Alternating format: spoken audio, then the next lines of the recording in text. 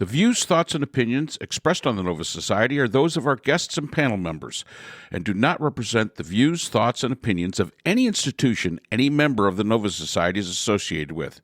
The material information presented on the Nova Society is for general information purposes only. Reproduction or dissemination for the purpose other than education is prohibited without express written consent of the Nova Society. We'd like to welcome everyone back to the Nova Society, and today we are going to have a change in our format as suggested by our listeners and by our potential sponsors.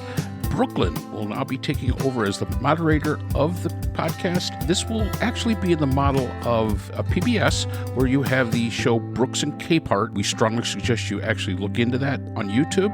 Brooks and Capehart, who give us two different sides of the coin, and we think you'd enjoy that. So today we're going to take on the question from a listener that is in regards to the new law passed in Louisiana that requires the 10 Commandments to be posted in every single school. So let's listen in. So the first question. We've got 4 questions this afternoon, gentlemen, from our listeners. We've got Michelle from Louisiana, who wants to know this. This one, this week, Louisiana passed a law requiring all schools in Louisiana that they display the 10 Commandments. And if you saw one of the young girl behind the, as the governor signed the thing, she passed out, she fainted. So what are your thoughts? And I do want to hear your thoughts on this. Would you like to start this one out, or would you want me to take this? No, go ahead, Mark. Well, all right, Mark. All right. As the Gentile in the group, I think this is absolutely the dumbest idea I've ever heard in my entire life, when there's actually serious things that have to be taken care of. I did not see the clip where the girl passed out. I didn't see that. I heard about it, but I did not see it. I mean, we have reached a point in our society today, especially in the United States, where we can no longer make the separation between church and state. And so my question, to the people of Louisiana, you have no Jews in Louisiana. You have no people of Islamic faith or Hindus or Buddhists. All you have is a bunch of Christians. And I would be willing to say that that's probably not the case. So I just, it's window dressing for the base. It's, as they call it, red meat. And I don't see it as anything more than that. And if you are going to post, the 10 Commandments, you got to be really careful that somebody does not, associate that with your Republican nominee. Thou shalt not commit adultery. Oops. Well, we missed that one. Thou shalt not, steal. Whoops. Well, we got caught for doing that in New York. And, if you could go through the 10 Commandments and you could look at them and you could apply that pretty much your guy has broken every single one of the commandments, maybe this is not such a good example for them to use. Okay. This is not surprising because it's been coming for a long time. And it's a big test, but it is a test of how much the courts, who for at least the past decade have sided with people who want fewer restrictions on religion, are going to continue to push to, it starts with In God We Trust, and it continues with funding religious schools through vouchers so parents can send their kids to religious schools and not public schools. It comes from the ruling in 2002 by the Supreme Court because of the football coach. Do you remember this? Who was not renewed. His contract was not renewed because he used to have a prayer at the end of the game at the 50-yard line. I think that was in Bremerton. It was Kennedy v. Bremerton School District. And that threw out a test that was used for 50 years, basically, as to whether the law violates the First Amendment.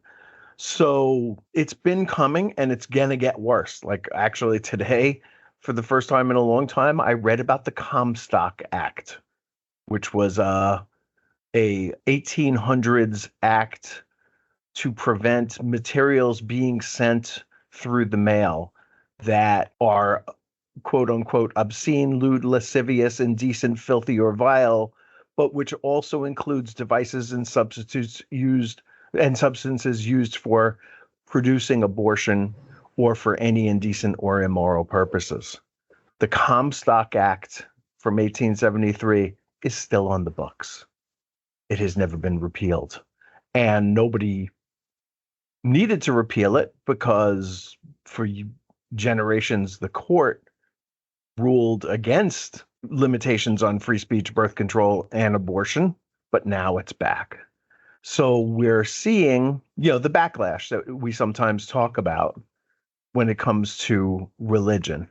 And, you mentioned the fact that the presumed nominee of the Republican Party has, violated the Ten Commandments. But today, Trump came out and said that he was all for this Louisiana law and said that this may be, in fact, the first major step in a revival of religion, which is desperately needed in our country. So there you have it. When they tell you what they want to do, you got to see it coming because they're gonna do it. They're not lying. So I've got two further questions for you, Scott. Where you say it's been coming for a long time. When you say long time, did you mean like the past decade or so, or do you mean prior to that? Well, certainly for the last decade, but I think probably longer than that. I'd have to go through the history of it.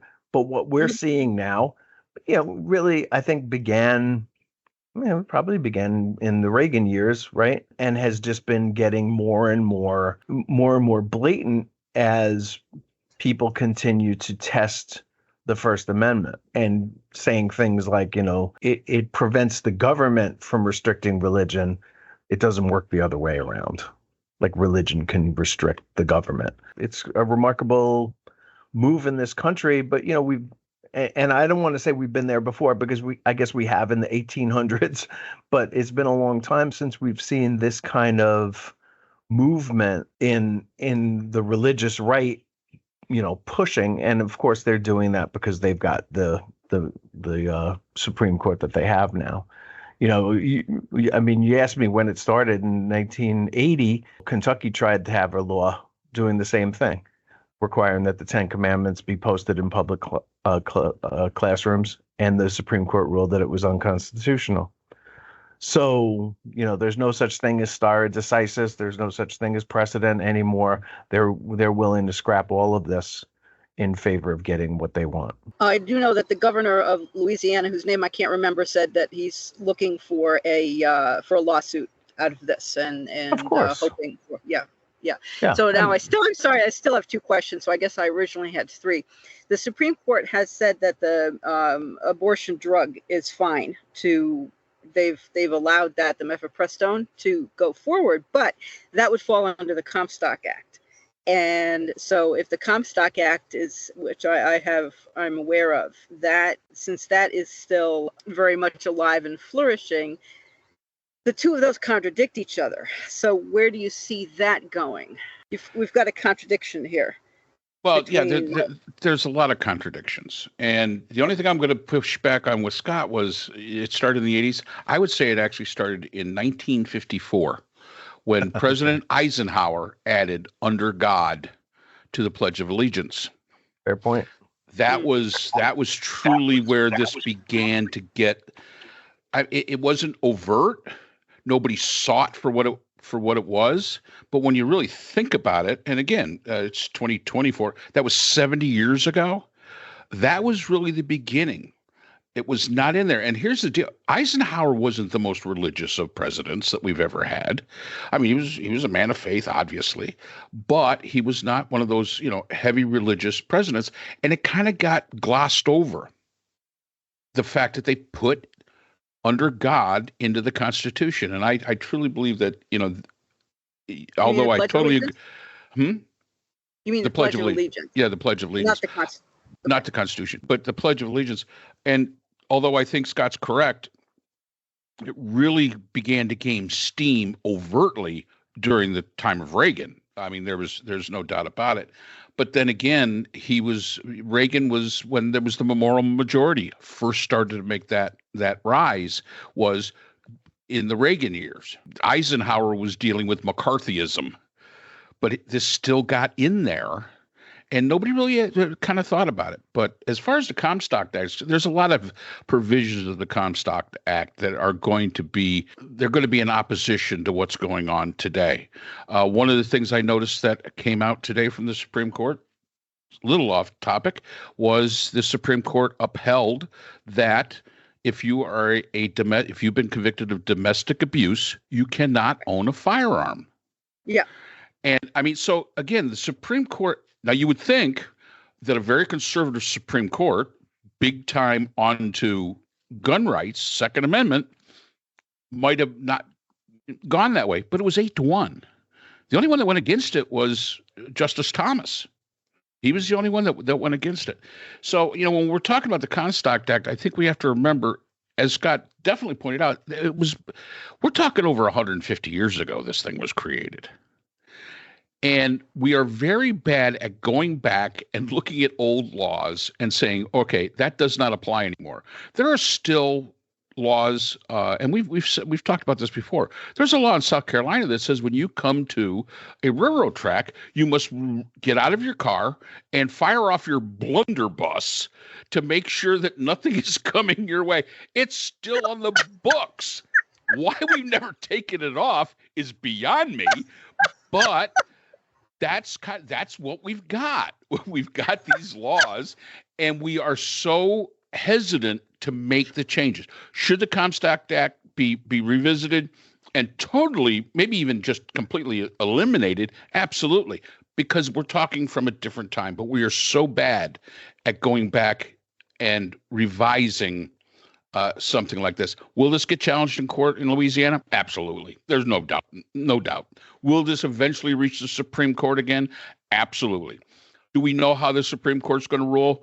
Like Scott says, stare decisis and all those things obviously don't mean very much. Precedent does not mean very much. This court is willing to overturn previous Supreme Court rulings because of, and it's terribly unfortunate, not because of law, but because of ideology. Yeah, and getting back to the ruling that you were talking about earlier, which was based on a technicality about standing, not the merits of the law itself. It opens up the Trump second term FDA to just say, yeah, this drug is not safe for people, and we can't have it, and that'll be the end of it. So it's not, right. This is not over. No, I'm not by a long sure. shot. No, I'm sure. And my other question about with citing and putting the 10 Commandments on the wall and whatnot, and saying, oh, whatever, we need religion, or we need to be a religious country, or what exactly is that supposed to achieve? Well, the end goal. So Mark mentioned Eisenhower, and I thought that was really interesting because both Eisenhower and Reagan were fighting the same war, right? And it was the Cold War, and there was this thing about godless communism, right? That that as part of communism, religion is kaput, and certainly as a Jewish kid growing up in Brooklyn, we gave a lot of money in Hebrew school toward Soviet Jewry, which apparently they have all brought back right now and bought big houses in Brooklyn. But the idea there was that promoting religion was anti-communist. And you still see Republicans like, Trump certainly and others talking about communism as if that's not basically a dead letter, at least in the Western world. The Chinese have held on to communism, but certainly Russia has not returned to communism, and communism is not going to be a thing and is not a threat to our way of life as it may have seemed to be during Eisenhower's terms in office. Yeah, I mean, this is really the end game here is to control people through religion, which is sad. And it's also important to remember that, even religion will evolve to politics. As Scott points out, during communism, and last night I actually sat up and watched this absolutely wonderful movie. I recommend it to everybody. The Death of Stalin. It's actually a comedy. It is absolutely brilliant the way they do it, and everybody has a British accent, which makes it even more fun. But at the beginning, at Stalin's time, they didn't want the bishops of the Russian Orthodox Church involved. They were basically, again, they were communists at that time, did not want them. But today, Vladimir Putin has the full support of the Russian Orthodox Patriarch. So the religion has evolved to accept authoritarianism for, I guess, the only way you could describe it is for its own survival. So if we're hoping, as Scott always says, if we're hoping that somebody's going to come and save us, there's no luck there. And the fact is that religion is also not something you can fall back on, because religion will evolve to politics. Same thing here in the United States. How many of these faith leaders, these big-time faith leaders, support a serial adulterer, a serial liar, a thief? And again, the point of, you put the 10 Commandments and you could take Trump against all of them, and he's going to have violated them on numerous occasions. But they're still willing to overlook that. So this idea of sanctimony, this being sanctimonious and being pious, you can't have it both ways. Either you're pious and you expect the word of God, as they say, as the rule, and you hold people to that, all the people, not just some of the people, not just the libs, not just those Democrats, not them, but you hold everybody to it. Unless you're willing to do that, basically religion gives itself over to the politics of the time. And I think that the faith leaders of the United States and the Patriarch of the Russian Orthodox Church in Russia are great signs of how this happens. So if you're looking for religion to save you in this, it isn't going to happen, because they will evolve to whatever the politics of the time is to be able to survive. And let's also remember religion. And as a Roman Catholic, one of the oldest religions, Christian religions in existence, the Catholic Church has always been about control. Always. Always. They've always. That's Mark Bound talking there, people. That's Mark Bound talking there. Don't blame Scott for that. That's all me. When you look at the synods that they used to have, and the conclaves that they would have, they would take things out of the Bible if it was different than what they, as the church, wanted. And let's also remember, it took the church 500 years to pardon Galileo Galilei. So I'm sorry. It's about control. And just two more minor points on this, if you don't mind. For one thing, the United States of America is not a Christian nation, okay? And if Christian nationalists want it to become that, it makes the place a little bit scarier. And if they decide that they're going to put the 10 Commandments up on the wall in every elementary school, they should do the same for other religions, and keep it even. And other groups will probably suggest doing that, but I'm sure it'll fall on deaf ears, at least in Louisiana, with Governor Landry. The last thing is a Mel Brooks reference, if you don't mind, that we'll never know what was on that third tablet, what the 5 commandments that Moses dropped on Mount Sinai and broke, and when he said, I have 10 commandments, which needs to be replayed and replayed and replayed, because it's hysterical. Absolutely. Thank you. Okay. Alrighty. So thank you both. And so that's all the time we have for today's episode. The Nova Society is a production of the Phoenix Research Institute.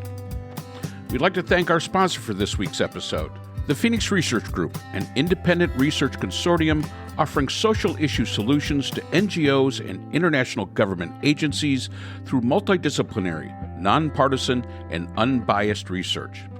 We'd also like to thank our podcast partners, Buzzsprout, who hosts the Nova Society, Audacity, our editing partners, Podkite, who does all our analytics, iHeartRadio, where people get their music and podcasts, Apple iTunes, the largest source of music and podcasts on the internet, Spotify, the most popular source for the Nova Society. The Nova Society is available on all these and other quality platforms mentioned in our description. We'd like to thank our listeners. Without you, the Nova Society would not be possible. If you have a comment, a question, or would like to be a guest on the Nova Society, we can be reached at nova.society.podcast@gmail.com. Always remember, the power of society is knowledge. So for Dr. Scott Gershwer, Dr. Priscilla Hobbs, Dr. Brooklyn Ann Weldon, and all of us here at the Nova Society, I'm Dr. Mark Bound. Be well, and we hope to see you again next time.